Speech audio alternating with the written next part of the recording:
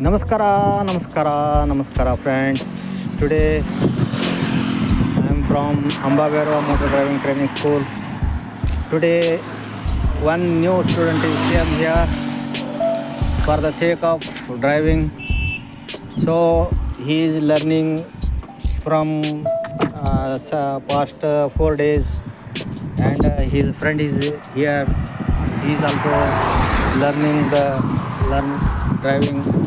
So quality learning is available here. So ಆತ್ಮೀಯರೇ, ಇವತ್ತು ನಮ್ಮ ಡ್ರೈವಿಂಗ್ ಸ್ಕೂಲ್ಗೆ ಮತ್ತೆ ಇಬ್ಬರು ಹೊಸ ವಿದ್ಯಾರ್ಥಿಗಳು ಬಂದಿದ್ದಾರೆ. ಇವರು ಕೂಡ ಡಿಗ್ರಿ ಕಲಿತಾ ಇದ್ದಾರೆ, ಹಳ್ಳಿ ಮೂಲದವರು. ಇವರು ಕೂಡ ತಮ್ಮ ಶಾಲೆಯೊಂದಿಗೆ ಡ್ರೈವಿಂಗನ್ನು ಕಲಿತು ತಮ್ಮ ಮುಂದಿನ ಬದುಕನ್ನು ಕಟ್ಟಿಕೊಳ್ಳೋದಕ್ಕೆ ಇವರು ಪ್ರಯತ್ನ ಮಾಡ್ತಾ ಇದ್ದಾರೆ. ಆತ್ಮೀಯರೇ, ಇವರು ಆಲ್ರೆಡಿ 2-3 ದಿವಸದಿಂದ ಜಾಯ್ನ್ ಆಗಿದ್ದಾರೆ. ಇವರು ಹಳ್ಳಿ ಮೂಲದವರು. ತಮ್ಮ ವೃತ್ತಿ ಬದುಕನ್ನು ಇದರಲ್ಲಿ ಅವರು ಕಂಡುಕೊಳ್ಳೋದಕ್ಕೆ ಪ್ರಯತ್ನ ಮಾಡ್ತಾ ಇದ್ದಾರೆ. ಇಬ್ಬರಿಗೂ ತಾವೆಲ್ಲರೂ ಒಂದು ವಿಷಯನ ಮಾಡಬೇಕಂತ ಈ ಸಂದರ್ಭದಲ್ಲಿ ತಮ್ಮೆಲ್ಲರನ್ನ ಕೇಳ್ಕೊಳ್ತಾ ಇದ್ದೀನಿ. ಅದೇ ರೀತಿ ಒಂದು ಹೊಸ ವಿಚಾರದ ಬಗ್ಗೆ ನಾವು ಮಾತಾಡೋಕ್ಕೆ ಬಯಸ್ತಾ ಇದ್ದೀನಿ. ಏನು ಅಂತಂದರೆ, ಹೊಸ ವಿಚಾರ ಯಾವುದು ಅಂತಂದರೆ, ಆತ್ಮೀಯರೇ, ಈಗ ಇರೋದು ಮಳೆಗಾಲ. ಈ ಮಳೆಗಾಲದಲ್ಲಿ ನೋಡಿ, ಈ ವಿದ್ಯಾರ್ಥಿ ಯೂ ಟರ್ನ್ ಮಾಡ್ತಾ ಇದ್ದಾನೆ. ಯೂ ಟರ್ನ್ ಮಾಡಿಕೊಂಡು ಮತ್ತೆ ತನ್ನ ವೇದಲ್ಲಿ ಡ್ರೈವಿಂಗನ್ನು ಮಾಡ್ತಾ ಇದ್ದಾನೆ. ಸೊ ಮಳೆಗಾಲ ಇದೆ ಬಂಧುಗಳೇ. ಉತ್ತಮ ಒಬ್ಬ ಡ್ರೈವರ್ ಆದವನಿಗೆ ಕ್ವಾಲಿಟೀಸ್ ಬಗ್ಗೆ ನಾನು ನಿನ್ನೆ ಹೇಳ್ತಾ ಇದ್ದೆ. ಅವನು ತನ್ನ ಒಂದು ಚಾಲನಾ ವೃತ್ತಿಯ ಜೊತೆಗೆ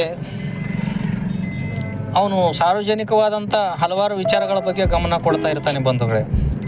ಏನು ಅಂತಂದರೆ, ನಾವು ಕಾರನ್ನು ಆಗಲಿ ಅಥವಾ ಯಾವುದೇ ಒಂದು ವಾಹನವನ್ನು ಚಾಲನೆ ಮಾಡುವಾಗ, ಈಗ ಹೇಳಿ ಕೇಳಿ ಮಳೆಗಾಲ, ರೋಡಿನ ಪಕ್ಕದಲ್ಲಿ ನೀರು ನಿಂತಿರ್ತದೆ. ಅಲ್ಲಿ ಶಾಲೆ ಹೋಗೋ ಮಕ್ಕಳು ಹೊರಟಿರ್ತಾರೆ.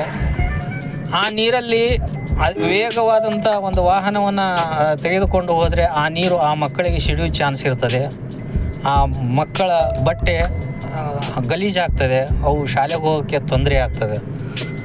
ಅದಕ್ಕಾಗಿ ಉತ್ತಮ ಒಬ್ಬ ಡ್ರೈವರ್ ಆದಂಥವನು ಆ ಒಂದು ಎಲ್ಲ ವಿಚಾರಗಳನ್ನು ಅವನು ವಿಚಾರ ಮಾಡ್ತಾ ತನ್ನ ವಾಹನವನ್ನು ಓಡಿಸ್ತಾ ಇರ್ತಾನೆ. ಅದೇ ಥರ ರೋಡಿನ ಪಕ್ಕದಲ್ಲಿ ಯಾರೋ ವಯಸ್ಸಾದ ಯಜಮಾನರು ನಿಂತಿರ್ತಾರೆ, ಅಥವಾ ಅಜ್ಜ ನಿಂತಿರ್ತಾರೆ, ಅಥವಾ ವಯಸ್ಸಾದ ಅಜ್ಜಿ ಇರ್ತಾರೆ, ಹಿರಿಯರು ಇರ್ತಾರೆ. ಅವರು ಕೂಡ ಪಕ್ಕಕ್ಕೆ ಸರಿಯುವಂಥ ಒಂದು ಸ್ಥಿತಿಯಲ್ಲಿ ಇರೋಲ್ಲ. ಅಂಥವ್ರನ್ನೂ ಕೂಡ ನೋಡಿಕೊಂಡು ನಮ್ಮ ವಾಹನವನ್ನು ನಾವು ಅವರಿಂದ ದೂರಕ್ಕೆ ತೆಗೆದುಕೊಂಡು ಹೋಗುವಂಥ ಒಂದು ಮನಸ್ಥಿತಿ ಇರಬೇಕಾಗ್ತದೆ. ಮಳೆ ಬರ್ತಾ ಇದೆ, ಎಲ್ಲೋ ಗಿಡದ ಕೆಳಗಡೆ ನಿರಾಶ್ರಿತರಾಗಿ ಜನರು ನಿಂತಿರ್ತಾರೆ. ಅವರಿಗೆ ನಮ್ಮ ವಾಹನದಲ್ಲಿ ಸ್ಥಳಾವಕಾಶ ಇದ್ದರೆ ನಿಲ್ಲಿಸಿ ಅವ್ರನ್ನ ಕರ್ಕೊಂಬರುವಂಥ ಒಂದು ಮಾನವೀಯತೆ ಕೂಡ ನಮ್ಮ ಡ್ರೈವರ್ ಹತ್ರ ಇರಬೇಕಾಗ್ತದೆ. ನೋಡಿ ಬಂಧುಗಳೇ, ಈಗ ಮಳೆ ಬರುವಾಗ ಯಾವುದೇ ಒಂದು ವ್ಯಕ್ತಿ ಆಸರೆಗಾಗಿ ಒಂದು ಮರದ ಕೆಳಗೆ ನಿಲ್ಲೋದು ಸ್ವಾಭಾವಿಕ. ಆದರೆ ಮಳೆಯಲ್ಲಿ ಮರದ ಕೆಳಗೆ ನಿಂತ ವ್ಯಕ್ತಿಯ ಮೇಲೆ ಒಂದು ಸಿಡಿಲಿನ ಆಘಾತ ಕೂಡ ಎರಗುವಂಥ ಸಂಭವ ಇರ್ತದೆ. ಅದಕ್ಕಾಗಿ ನಮ್ಮ ವಾಹನದಲ್ಲಿ ಒಂದು ಸ್ಥಳಾವಕಾಶ ಇದ್ದರೆ ಆ ವ್ಯಕ್ತಿಯನ್ನು ನಮ್ಮ ವಾಹನದಲ್ಲಿ ಕರ್ಕೊಂಬಂದರೆ ಅದಕ್ಕಿಂತ ಒಂದು ಪುಣ್ಯದ ಕೆಲಸ ಯಾವುದೂ ಇಲ್ಲ ಅಂತ ನಾನು ಹೇಳ್ಕೊತೀನಿ. ಒಳ್ಳೆಯ ಒಬ್ಬ ಡ್ರೈವರ್ ಇದ್ದರೆ ಅದನ್ನು ಕೂಡ ಅವರು ಮಾಡ್ತಾರೆ. ಆನಂತರ ಯಾವುದೋ ಒಂದು ಸಂದರ್ಭದಲ್ಲಿ ಬಸ್ಸಿಗಾಗಿ ಕಾಯ್ತಾ ಇರ್ತಾರೆ, ಬಸ್ ಇರಲ್ಲ, ಆದರೆ ಬಿಸಿಲಿನ ಬೇಗೆಯಲ್ಲಿ ಅವರು ಬೇಯ್ತಾ ಇರ್ತಾರೆ. ಅಂಥವ್ರನ್ನೂ ಕೂಡ ನಾವು ಹೆಲ್ಪ್ ಮಾಡಿದರೆ ನಮಗೆ ಒಳ್ಳೆಯದು ಅಂತ ನನಗನ್ನಿಸ್ತಾ ಇದೆ. ಸೊ ಇಂಥ ಎಲ್ಲ ಒಳ್ಳೆಯ ಕ್ವಾಲಿಟಿಯ ಒಂದು ವ್ಯಕ್ತಿ ಒಬ್ಬ ಡ್ರೈವರ್ ಇರ್ತಾನೆ. ಆದರೆ ನಾವು ಅವನ್ನ ಯಾವ ಸಂದರ್ಭದಲ್ಲೂ ಕೀಳಾಗಿ ಕಾಣಬಾರ್ದು. ಯಾಕಂತಂದರೆ ಈ ಚಾಲಕನ ವೃತ್ತಿ ಅನ್ನೋದು ಶ್ರೇಷ್ಠವಾದಂಥ ವೃತ್ತಿ. ನೋಡಿ, ಚಾಲಕ ಎಲ್ಲ ವಿಚಾರಕ್ಕೂ ಬೇಕು. ಮಕ್ಕಳನ್ನು ಶಾಲೆಗೆ ಸಾಗಿಸೋದಕ್ಕೂ ಬೇಕು, ಅಸ್ವಸ್ಥರನ್ನು ಆಸ್ಪತ್ರೆಗೆ ಸಾಗಿಸೋದಕ್ಕೂ ಬೇಕು, ನಾವು ಒಂದೂರಿಂದ ಇನ್ನೊಂದೂರಿಗೆ ಹೋಗೋದಕ್ಕಾದ್ರೂ ಚಾಲಕನ ಒಂದು ಸೇವೆ ನಮಗೆ ಬೇಕೇ ಬೇಕಾಗ್ತದೆ. ಆ ಚಾಲಕ ಕೂಡ ತನ್ನ ಮನೆ ಮಠ ಅನ್ನದೆ ತನ್ನ ವಾಹನದಲ್ಲಿರ್ತಕ್ಕಂಥ ಪ್ರಯಾಣಿಕರನ್ನು ಸುರಕ್ಷಿತವಾಗಿ ಅವರು ತಲುಪಬೇಕಾದ ಗಮ್ಯಕ್ಕೆ ಕರ್ಕೊಂಡು ಹೋಗುವಂಥ ಒಂದು ಪ್ರಯತ್ನದಲ್ಲಿ ಆ ಚಾಲಕ ಇರ್ತಾನೆ. ಇಂಥವನಿಗೆ ನಾವು ಹ್ಯಾಟ್ಸ್ ಆಫ್ ಹೇಳಲೇಬೇಕು. ಅಂಥ ಚಾಲಕರು ತಯಾರಾಗಿರೋದು ನಮ್ಮಂಥ ಡ್ರೈವಿಂಗ್ ಸ್ಕೂಲಲ್ಲಿ. ಸೊ ಇಂಥ ಹಲವಾರು ವಿಚಾರಗಳನ್ನು ನಮ್ಮಲ್ಲಿ ಬಂದಂಥ ವಿದ್ಯಾರ್ಥಿಗಳಿಗೆ ನಾವು ಹೇಳಿಕೊಡ್ತಾ ಇರ್ತೀವಿ. ಮೆಕ್ಯಾನಿಸಮ್ ಬಗ್ಗೆ ಹೇಳ್ಕೊಡ್ತೀವಿ, ಲೈಟಿಂಗ್ಸ್ ಬಗ್ಗೆ ಹೇಳ್ಕೊಡ್ತೀವಿ, ಇಂಡಿಕೇಟರ್ಸ್ ಬಗ್ಗೆ ಹೇಳ್ಕೊಡ್ತೀವಿ, ಮತ್ತು ಜನ ದಟ್ಟಣೆಯ ಪ್ರದೇಶದಲ್ಲಿ ಯಾವ ಥರ ಓಡಿಸ್ಬೇಕು ಅಂತ ಹೇಳ್ಕೊಡ್ತೀವಿ.